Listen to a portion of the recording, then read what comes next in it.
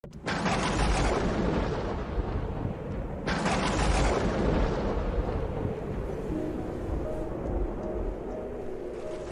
Seigneur soit avec vous. Et avec votre esprit. Évangile de Jésus-Christ selon saint Luc. Gloire à toi, Seigneur. En ce temps-là, Jésus disait à ses disciples, « Tenez-vous sur vos gardes, de crainte que votre cœur ne s'alourdisse dans les beuveries, l'ivresse et les soucis de la vie, et que ce jour-là ne tombe sur vous à l'improviste comme un filet. Il s'abattra en effet sur tous les habitants de la terre entière. Restez éveillés et priez en tout temps. Ainsi vous aurez la force d'échapper à tout ce qui doit arriver et de vous tenir debout devant le Fils de l'homme. »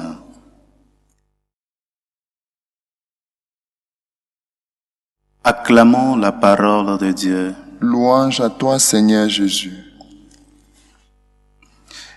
Bien-aimés de Dieu, à travers l'évangile d'aujourd'hui, le Seigneur nous invite à plus de vigilance dans notre vie chrétienne. Vigilance parce que la vie du chrétien est un cheminement vers la maison éternelle. Vigilance parce que notre Père aimant, qui nous attend là-haut dans les cieux, ne veut perdre aucun de ses enfants.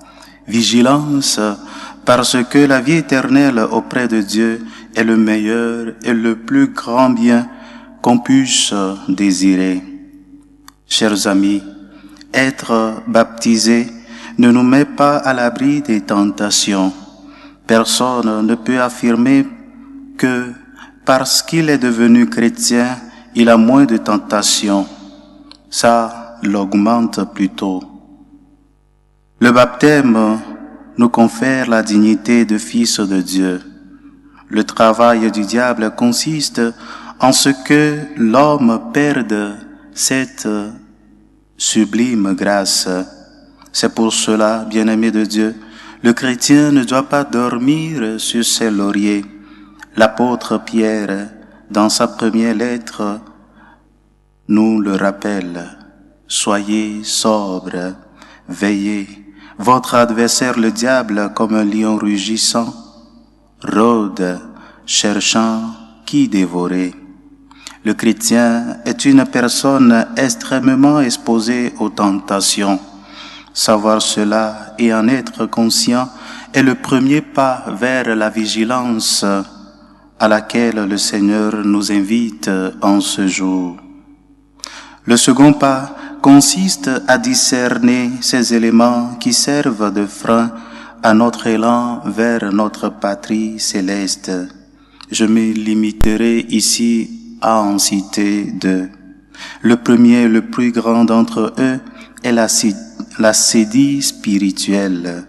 Cette paresse qui nous pousse à nous désintéresser des choses de Dieu, l'abandon de la prière. Chers frères et sœurs, il n'y a pas de vie chrétienne sans une profonde relation avec Dieu. Le chrétien qui ne prie pas,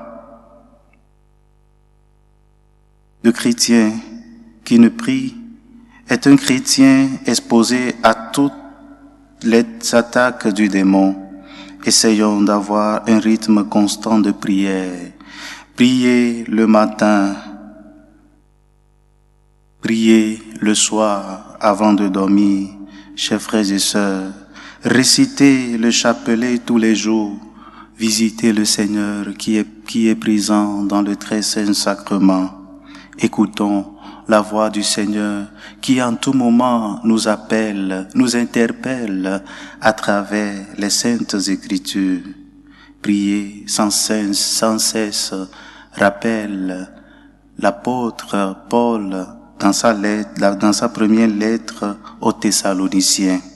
Et le Seigneur, dans l'évangile de Saint Matthieu, verset 26-41, nous dit, veillez et priez, afin que vous ne tombiez dans la tentation. L'esprit est bien disposé, mais la chair est faible. le second élément qui nous empêche de pouvoir grandir dans notre foi et rester constant dans notre lutte pour pouvoir gagner le royaume de Dieu est l'abandon de l'examen de conscience et par conséquent du sacrement de la confession. Celui qui n'est pas capable de reconnaître ses fautes, comment peut-il arriver à changer? Bien-aimés de Dieu, nous avons besoin de faire de temps en temps des pauses, de nous arrêter pour relire notre vie à la lumière de la parole de Dieu. Bientôt la fin de l'année civile.